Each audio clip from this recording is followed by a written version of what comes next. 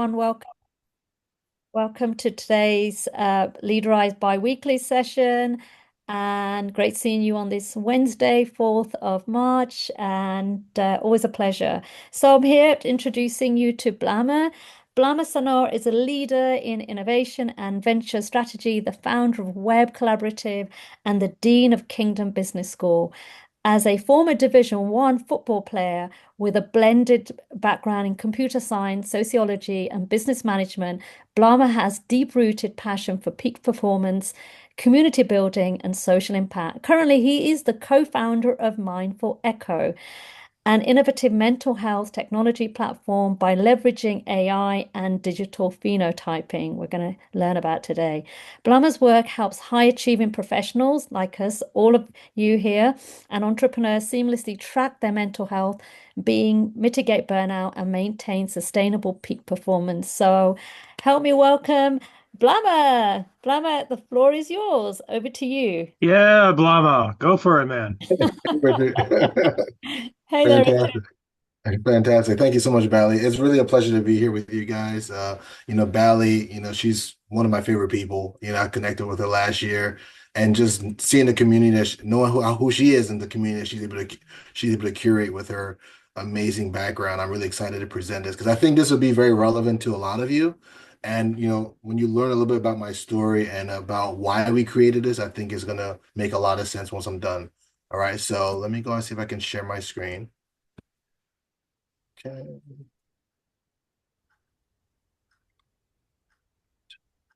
All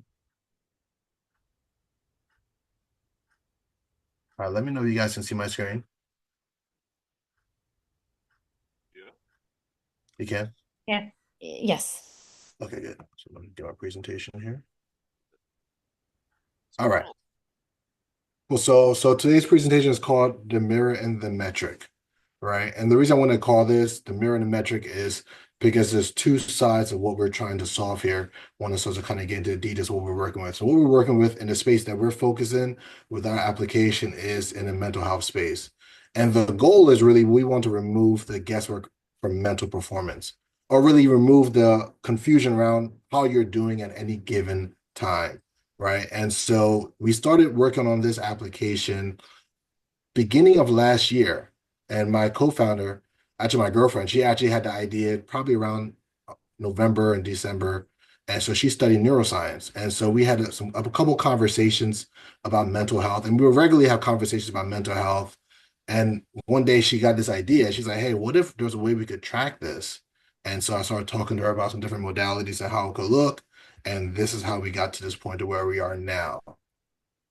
So a little bit about my story. So as Bally mentioned, I'm a former D1 athlete. I was a former Division One football player. So I was a running back. So I did a lot of the hitting, but I hated to get hit. So I was the one running with the ball. So the part of the reason I loved running back was I didn't like to get hit and I was very fast. But if I had to hit, I would hit, right? So, I was very passionate about that. I also played basketball. I live out in the Philadelphia area, so on the East Coast. And so I played for a school called Bucknell.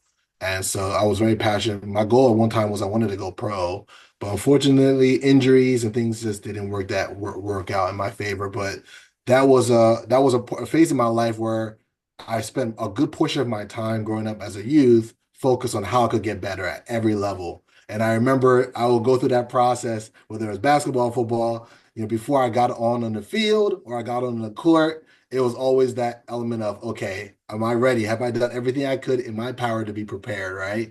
But then you always still get your hands will get very sweaty. You get performance anxiety, as we call it, right? And then, especially if it's a big game, it's a playoff game, And so and it wasn't until I got those first couple of hits, the first couple of plays, and I got I got all that stuff out of me. But like that was a big part of my life, and so performance has always been very important to me and that element. And then also, balance in school too. So I had to be able to perform at a high level. At the time, I was studying computer science, and I was also minoring in sociology, and I ended up going to get my BSBA. And so, my passion at the time was tech, and it was also business. So I had a couple of ventures starting off. As you guys can see, I'm also the founder of Web Collaborative, so co-founder of Soulkey Technologies, but I'm a multi-venture founder. So I've been doing business entrepreneur ventures ever since I was in middle school. I was always trying to find ways to make money, I tell people, and I was always very creative. So one of my first ventures was actually in the media space where we created mixtapes. I had an idea at the time. I was heavily into music, and this kind of leans into something else that I do as far around AI, and this is dealing with music and emotional sentiment. But I was very passionate about music, so I had a crew and we had a band. It was heavily into hip hop and live band. So it's very similar to a group called The Roots in Philadelphia. And so we have freestyles, we have the live band instrumentation, we have freestyle, improvisation, and those jazz elements. So I used to love that. And so, what I want to do is I want to bring more notoriety to my group. And I was like, you know what? We're in Philly. We're in the Philly area. It's a musical hotbed, and we're passionate about sports. It's a basketball hotbed in Coatesville. I was like, what if we combine both? And so we decided to create like a visual mixtape. That's my idea. So I want to create a visual mixtape where we can have us hooping, but at the same token, we can also have skits squeezed in between. So if you look at the kids today, they got TikTok, they got Instagram, they do those skits, right? That's what we're doing. We're doing pranks, we're doing all types of crazy stuff, and we're all captured on video camera. And then we put it all together. We created like a mixtape, a visual mixtape. And so when we released it, shortly after, maybe a summer or two later, there was a group called And One, and they were a sneaker company, they're a apparel company, and they came out with an And One mixtape. And so they used that as the marketing promotion. So we were right at the beginning of that phase where they were using media and they're using the power of platforms like YouTube that was still very new at the time to kind of get people excited. But it was almost like a underground, like a subculture, a subgenre like wave. And so that's one of the first waves I actually experienced as an entrepreneur. And in the same token, as far as the internet was still really taking off too. And so we got started getting into computers. Once we got our first computer, we like never looked back. We started playing with emulators, started coding our games, and we were selling our games to our friends. And we're always finding ways to make money. So that was kind of always been a core of my story. And so I started getting into doing some agency work while in college. I first started bootleg. I started I started I started bootstrapping my first agency when I was in college. So while I was still doing my visual mixtapes, people would come to me for websites. I started doing my first couple websites. We started doing some early software development. First starting with local people at church. Then I called my mentor. He would introduce some people to me, and I started doing my early websites. And I started learning about SEO, semantic search, got into social media. Then I started creating more of a holistic agency, and that's what Web Collaborative became. It became a full service digital creative agency, and so that's what I do now. That's probably my longest standing venture that I've been working on. And I'm also the dean of the Kingdom Business School, so I'm excited about the Kingdom Business School because I've been doing that for about 2 years now, and that's connected to my faith. So my family is originally from Liberia in West Africa. And so then went in Liberia, for those of you who may be aware of geopolitically what took place in Liberia, they went through almost 2 decades of civil war. All right. And so my family was heavily impacted by that. And so that's a big part of my why, I tell people, because I want to be able to provide resources and build a rebuild infrastructure in the communities my family's from, but also give access to those war-torn countries. So my mom and my uncle actually helped to kind of birth the idea for it. And then we started working with them while I was in college to put together the infrastructure. And we've been working for a nonprofit for about now, I think about 15 years now. 15 years, about 15 years, started in 2011, I believe, 2011, when we got incorporated. We have a school in southeastern Liberia and Geraldton District, area called Sanor County. Serves about 80 school-age children, and now we're working on building a health clinic. So that's another big passion of mine. But the Kingdom Business School I became the dean there. And part of the reason it's called the Kingdom Business School because it's faith-based. So my grandmother, before the war really broke out into the interior, because she was a rice farmer, she would read the Book of Job to me. She had me read the Book of Job to her. Actually, she would have me read the Book of Job to her every Sunday. And during the time, she was really concerned about what's going on in the country. And so I'll pray with her every Wednesday, every Sunday. I go to church, but she had me read the Book of Job to her every Sunday because she was believing for God to reunite her with her family. And so, unfortunately, her husband, my grandfather, he passed away, and a lot of my uncles and my aunts passed away. But those who survived were her grandchildren, my cousins and those who survived. And I was fortunate to see before she passed away, she got reunited with them. And so I always tell people that was the first miracle I saw take place, right? Because she used to have me read it every Sunday, and I was like, wow, this is amazing. And that's what kind of grounded me in my faith. So when I became the dean of the Kingdom Business School, this was several years later, but I will have several dreams. I'm a dreamer. I have several dreams about being in a classroom, being in a classroom, being in a classroom. Like, why am I always in a classroom setting?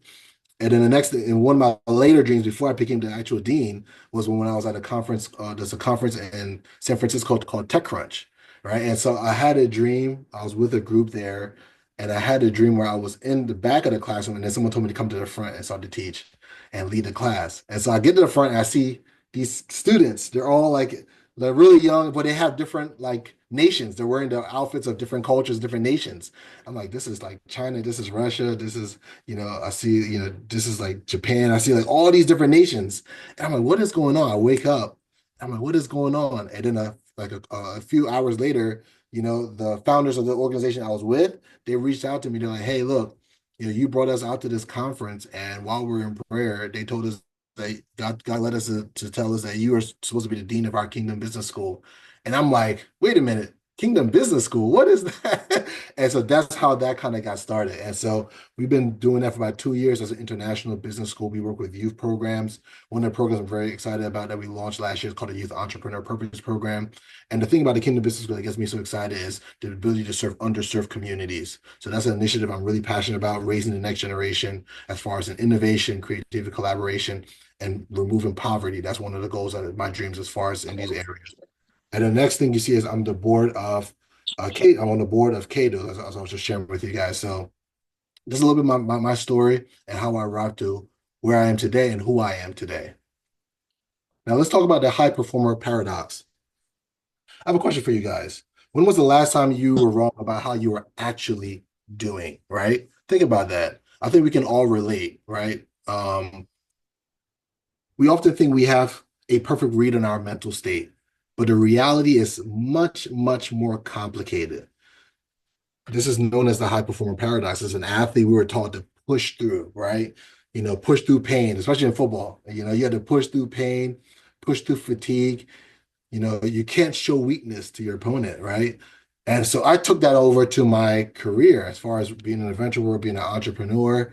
And so saw the effects of it.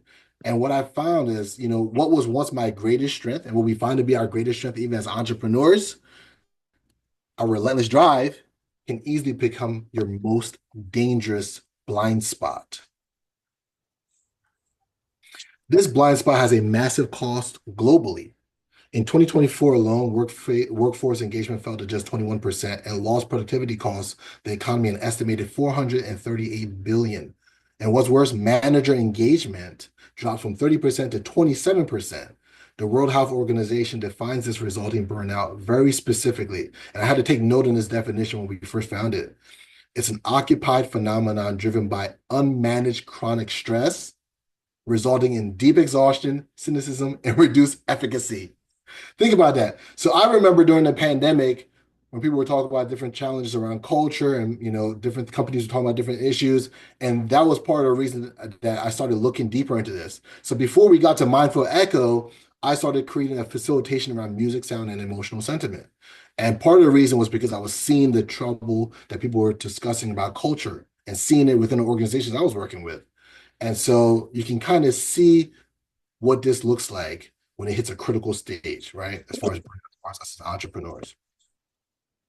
Now, the cost of innovation as an entrepreneur, as a founder, is exceptionally high for entrepreneurs. When we look at the data, as you guys can see here, founders face uniquely elevated risks.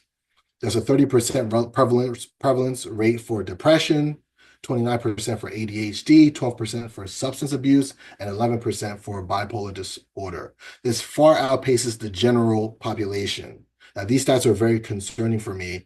And just from my own personal experiences with some of my friends and those who were even successful as entrepreneurs, maybe they had they had their first exit, or those that went through their journey ups and downs, maybe their disappointment and they had to go to their next venture, or maybe had to return back to the professional workforce.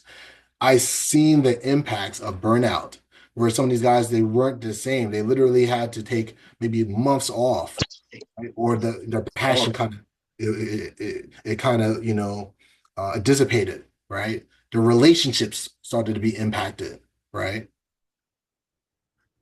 So historically, we've relied entirely on what I call the mirror. This is our subjective self-perception.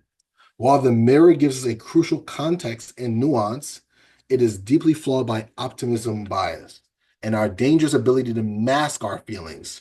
So we would call emotional masking. To solve this, we needed the metric. We started working on mindful echo. We started talking about different neuroscience. We started talking about cognitive behavioral therapy, and we started doing some interviews. And when we were trying to find product market fit, we went through probably about 6 to 8 months of trying to find product market fit.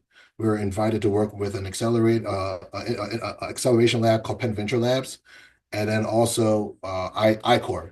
And so during that process, we did several interviews with therapists and also with clients.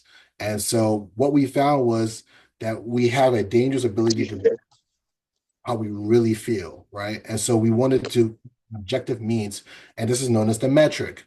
This metric relies on objective, continuous, predictive data. To truly understand ourselves, we need both the nuance of feeling and the precision of data.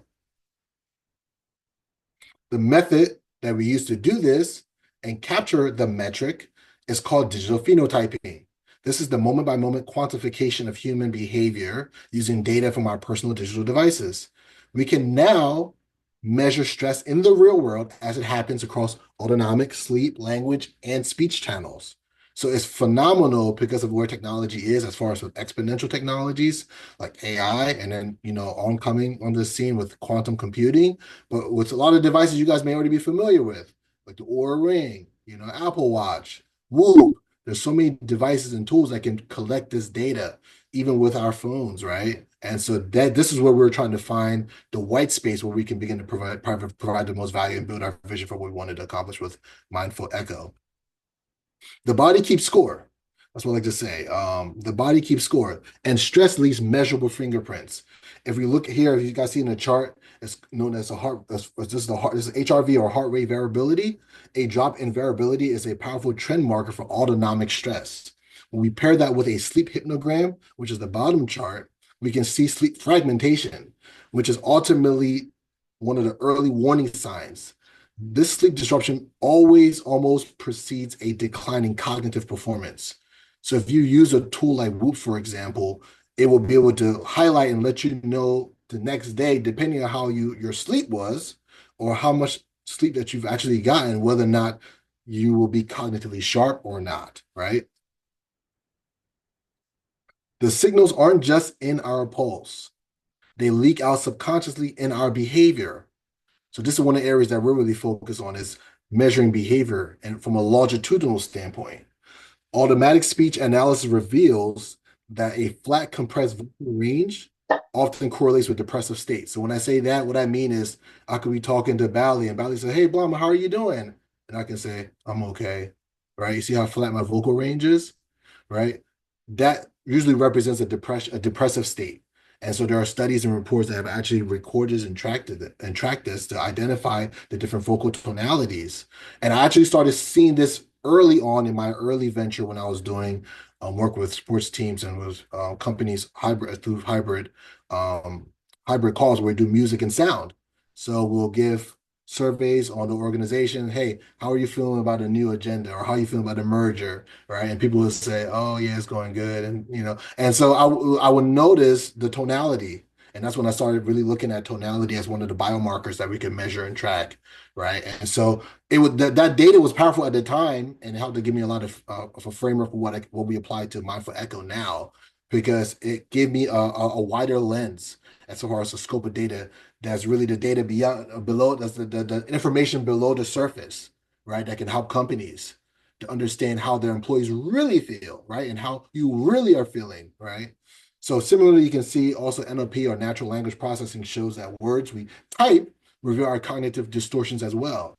Like suddenly overusing absolutist words such as always, everyone, or never, right? The language also signals cognitive distortion. Now, can we trust this signal, right? Yes, validation studies comparing consumer wearables to medical ECGs show massive correlation. This is perfect for tracking different types of trends. But with this level of data comes immense responsibility. This measurement needs strict ethical guardrails, a privacy first architecture, explicit consent, absolute data ownership by the user, and zero corporate surveillance. Why do I say that? Because a lot of people are using a lot of the information that they're pulling from, whether people are using Chat GPT, they use some of these public large language models, and the challenge is people are using it because they get comfortable with them and they become very personal with them, but they don't always read the privacy statement, right? And so these large language models are collecting large swaths of your data that's very personal, and they're dealing with who you are, your day, your personal information, but people are using it as a therapist. And that was one of the impetus when we first started building our app, was how did we want to approach this field as far as the mental health space, and how we wanted to be focused as far as moving forward. And so these are things that we realize are very important, especially with the therapists that we're building and we're adding to our advisory medical board. This ethical data-driven approach is the foundation of mindful echo. Data without context is just noise, and context without data is bias. Our integration engines, it merges your biometric data with your journaling context to deliver real-time, actionable reframe prompts. How do you actually apply this, you might be thinking? Well, you can run this practical playbook. First, you detect the physiological signal, like a biometric dip or a sleep debt. Second, you name the emotion with granularity. Third, you reframe to challenge those cognitive distortions. And finally, act by executing a controlled next step. Here's what applied reframing looks like in practice. When you feel overwhelmed, interrupt the spiral with logic. Ask yourself, is this a fact or a forecast? Am I reacting to what happened, or what I fear will happen? What evidence do I actually have to support this thought? Do I actually have to support this thought? And simply, which is one controlled next step I can take right now in this moment? So when you interrupt that spiral emotionally with logic, what we find is individuals are able to not only reclaim control of their emotions, but also to reprogram. And those loops, those emotional loops that they may be going through at any moment in time. Now, if you use the system, you'll realize that burnout is not a sudden event. Like if you look at this chart here, this is a example of the anatomy of a crash over 7 weeks, right? In week 1, your sleep fragments. By week 3, your HRV, your heart rate variability, trends down and irritability spikes. By week 5, your language fills with absolutist words. The data was there long before the actual burnout event. In week 7, the entire period before the crash is really where your intervention window lies. And so one of the most alarming stats that we found is, and my co-founder went through this exact same thing, is it takes approximately 11 years for a person to get intervention with a therapist, right?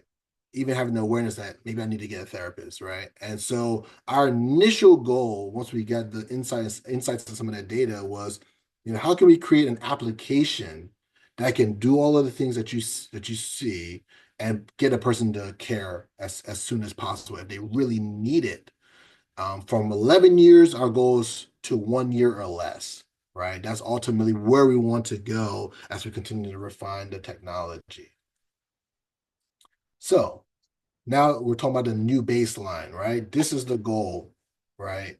We want to provide sustainability. We want performance without the crash. We want decision quality. We want to protect your cognitive resources. We want peace. We want to replace anxiety with data-backed self-awareness. So if you guys want to scan that QR code, you want to write down the website. It's called trackyourmentalhealth.com.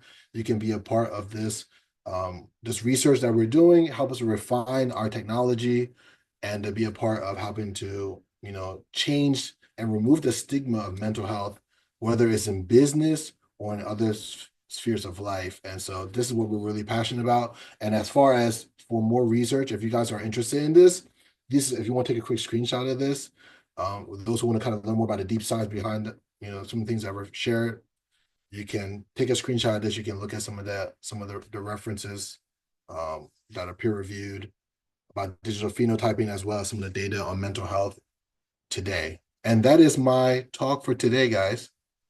I'm going to take some time to answer a couple questions. Hey, Blama, fantastic presentation, my friend. Good to see you, Yeah, thanks, my Richard. brother. Um, as I was listening to your presentation and all these markers and all this data that you capture, what I immediately sort of thought about by extension is, knowing that I have a passion for autism services and run a foundation, is how this data could be specifically tailored to provide information helpful to very specific aspects and elements. Because people with autism obviously have many Yep. of these attributes you mentioned are very heightened.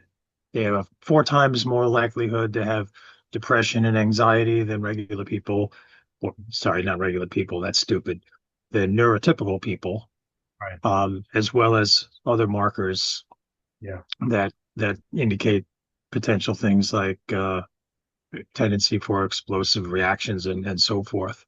Yep. So would love to dig into that a little deeper Yeah. with you. And I think you interviewed me for this I, project a while Absolutely. back. Absolutely. It's so funny.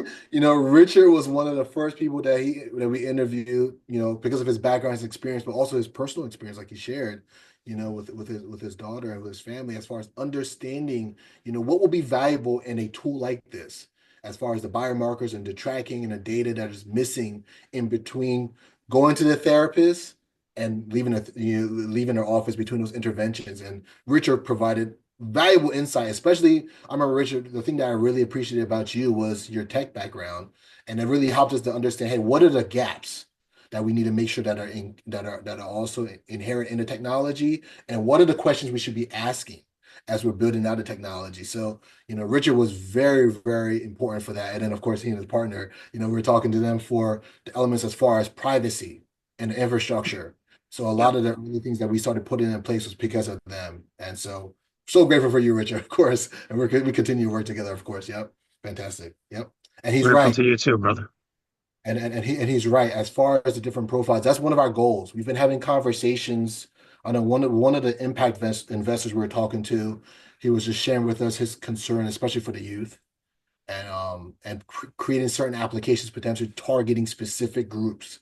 And that's one of the things that's going to be on our roadmap going forward. Once we really get this kind of dialed down, we want to start to create different types of technologies for different profiles and different groups that need it for their unique needs. Awesome. Yeah, Look forward to those conversations, my friend. Be well. likewise. Thank you.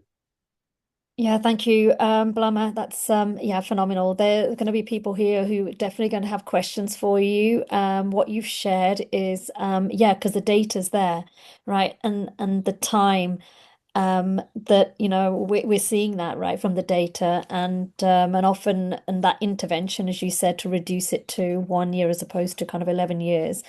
And I'm sure people are going to have questions. So I suppose one of the questions I had was being someone who's always been mindful of, like, from a linguistic point of view, in terms of discourse, you talked about language. And there obviously, does it cater, where you're going with this, does it cater for different cadence in terms of how people project kind of perhaps people may come across as flat, just the way they show up right in the world. They may not necessarily be kind of high pitched necessarily or elated, but often feeling okay. So there may be a contradiction. Are you sort of seeing that? Yeah. Yeah, it's really interesting that you stated that. That's one of the elements that we've really built in to the application right now as we're refining it is the ability to build a baseline, right? And so because it's large language learning model, it will actually learn you the more that you use it, the more that you get on and you share. So the way our application works is it works through video check-ins, right? Most applications, they work through voice, some is through chat. But the reason we use voice is because it's a modality that captures the most amount of data that we found. And it hits a white space or a space that's missing in the marketplace, a gap. And so it collects a lot of data, not just your voice, your speech, but facial micro expressions, a lot of different elements. And as you do more of these check-ins, it begins to build a baseline. And from a longitudinal standpoint, it'll begin to understand and build a profile for you. So that's one of the key areas we're looking at as well. Yep. So you're right on, Bally. If a person, some people are more expressive, some people have a more they're more I think the word's called they have more affect, right? As far as as far as how they express themselves. And that is one of the powerful things about using AI can actually start to Yeah. identify personality. Yeah. Yeah, Great.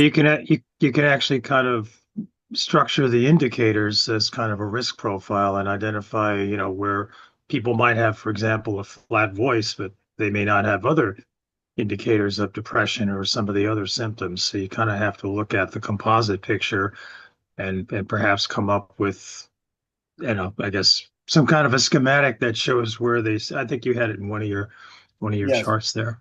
Yeah, exactly. And that's the reason why we want to capture data from so many different points. That's why the digital phenotyping is so important, Valley, as Richard was saying, because then you can measure and track all of those different touch points as far as data to build almost as like an algorithm for that person. So and you start to see if there's any variances here, variance there, and so it builds that custom to the individual.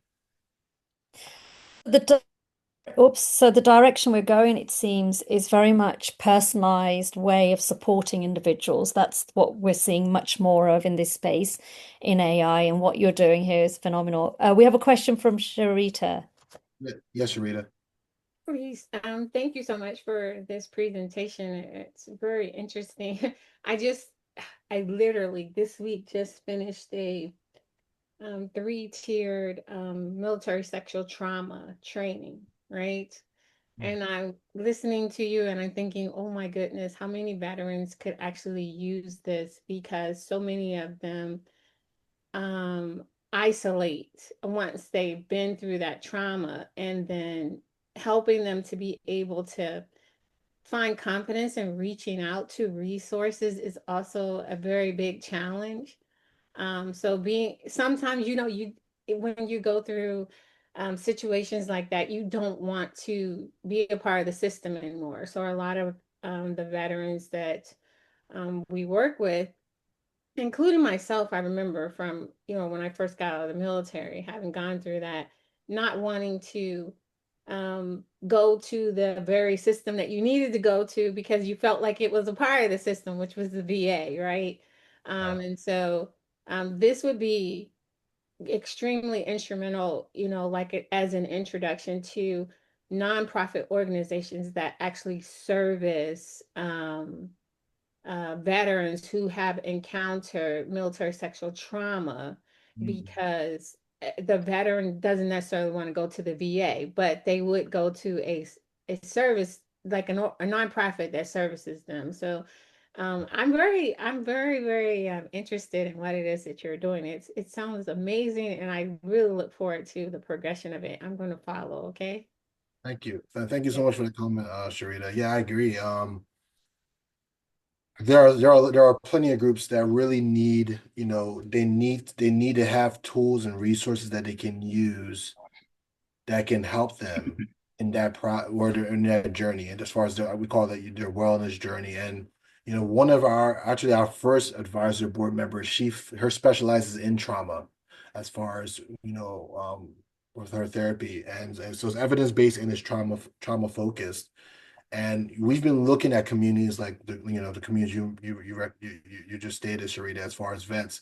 I mean, there are so many different dynamics there, and there are communities that we know we could provide a lot of value there. As far as one of the other challenges you also mentioned too was getting connected to care, getting connected to the right therapist, or maybe there's in some cases there might be overwhelm as far as getting access to certain clinics in certain communities. And those are some things we've been looking at too, how we can address that. And as we're building relationships, we want to provide as many resources as possible, but make it as seamless as possible. Because the goal ultimately is we want to get them into care, right? Especially if they really need it, this is a good tool to make you more aware of what you're dealing with, the challenges. But then once you become problem aware, we want you to become solution aware. We want you to get connected to the right type of therapy that's needed, if possible. That's awesome. I really look forward to seeing where you're where your app goes and where you go with this. I'm telling you, as far as veterans are concerned, like it is very much needed. And we could talk offline. I could tell you a whole bunch of like gaps that I see as far as the VA is concerned, and how, you may be able to help to bridge some of those gaps. But a lot of veterans, when they leave the military, they don't want anything at all to do with, the government, anything associated with the VA or anything like that. But we need it. We really do. We need it. So, yeah, thank you. Thank you. Thank you, Sharita. I love the work you're doing, and you and I have spoken, so yeah, definitely you guys connect.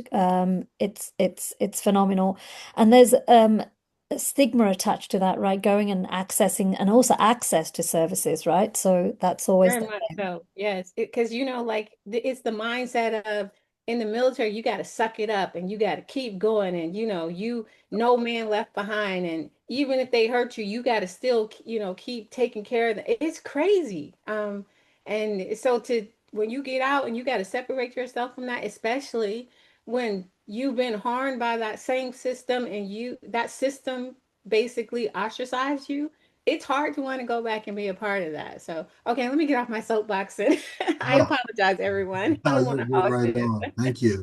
Yeah, Yeah. thank you, Sharita. Yeah, absolutely. We need more voices like yours. Thank you.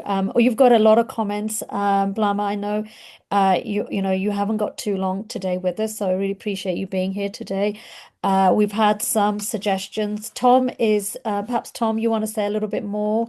You mentioned in the chat how sort of reaching out and being interviewed. Yeah, no, it's hard to corral my thoughts. It probably is sleep deprivation now that you mention it. But I don't want to take too much time right now, but I've thought of a number of people, like, 8 or 10 people, different coaches, some work with children, the religious aspect that you'd mentioned, which is interesting. I'd love to talk some other time. And, there's a lot of people I'd be happy to introduce you to because it sounds quite fascinating what you've developed there. So Thank you, thank you. Tom. Yeah, thank you. Tom's an amazing resource. If you haven't met Tom, amazing in terms of sort of access to PR. And so, yeah, he's the person definitely to speak to. Wow. Valley, I would just like to say to Blama, I really enjoyed your presentation and I found it really enlightening on a personal level. I'm interested in really looking at the way I write more and the language that I use. I noticed in one of your slides you were talking about not just speech, but the way we write and the Yep. specific words that we use. So I plan on investigating that a bit more because I notice as I communicate, there are certain words that I use a lot, and I'm wondering what's that really saying about me? I don't know, you know. Oh my goodness, yeah, that's a very interesting area. Actually, it's so funny.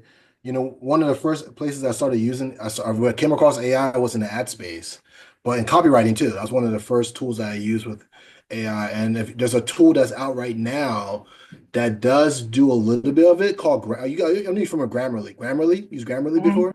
Yeah, so Yes. Grammarly will tell you if your words are if it's confident, if it's not confident. It does some things on a certain level, but it's really interesting once you start to kind of monitor your speech and the patterns. And that's one of the things that our platform does currently, just from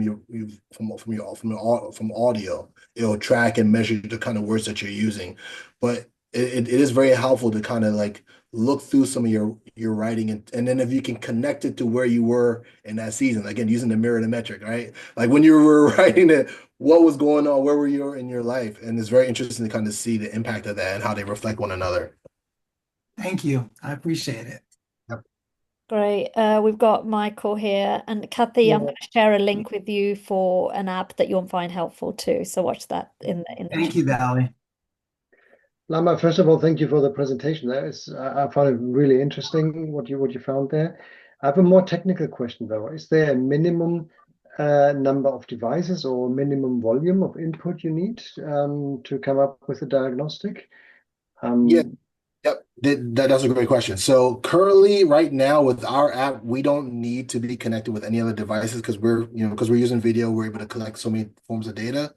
But where we want to go is we want to be able to connect to the Apple smartwatch.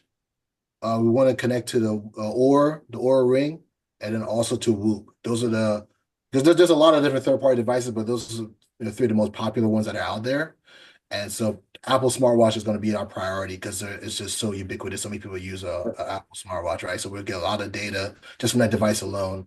And that's going to be part of our probably in our next beta release. That's going to be one of our goals to have those integrations in place. But for right now, it's not needed. Right now, it's just a matter of the variety of check-ins that you're doing, and then they'll begin to longitudinally record and track and measure the biomarkers in each one of those check-ins that you do. Sure. Excellent. Thank you. Yeah, great question. Yeah, that's the thing. It's linking it. Some people have those devices, so I'm excited to see where this goes, Blama. Super Yeah. excited. And as a couple of weeks ago, we were talking about how businesses are using AI.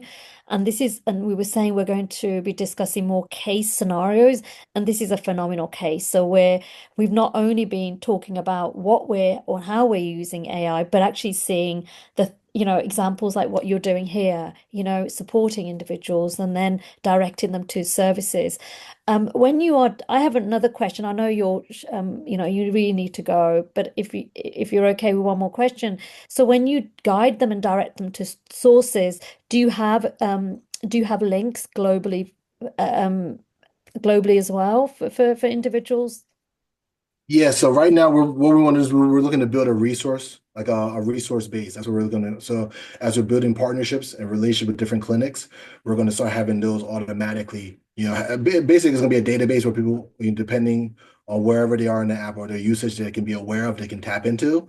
But then we want to have the ability also to connect them to specific clinicians that we're partnered with. So, for example, it could be like a highlight, or even we're also looking at the ability to connect, like if they already have a therapist and they're in therapy, where they'll be able to automatically send their data to their therapist that they want to share. They can share their journal entries. So before they go into their sessions, they can get the data on their different reflections that they had throughout the week. And that'll provide even more context to the session. They can have conversations about it, or the therapist could potentially reach out to them if there's any concerns. Amazing, amazing. Because we do that in performance coaching. Sometimes we use Whoop and we track sleep, because performance is about kind of how individuals are sleeping, how they're performing. So this is fantastic where you're going with this. Yeah. Exciting Yeah. stuff. We've got quite a few people. Hopefully I haven't missed anyone. And I know you've got to go. So thank you so very much for your time. I know this is normally we go on to the hour, but Blama, he's in demand, right? People are wanting to speak with him, and I'm excited to see where things go. And we'll obviously be sharing resources with everyone here, and how people can reach out to you. You're welcome, Tom. Yeah, fantastic. Thank you, Blama. And Thank you. I'm still here for a few moments. And I just want All to right, say thank you, Blama. You and I, we will definitely stay connected, and we will share resources with everyone, and we will share the recording. sounds great. All right, guys. Thank you. It was a pleasure. Take care. Take Take care. care, Blama. All right. So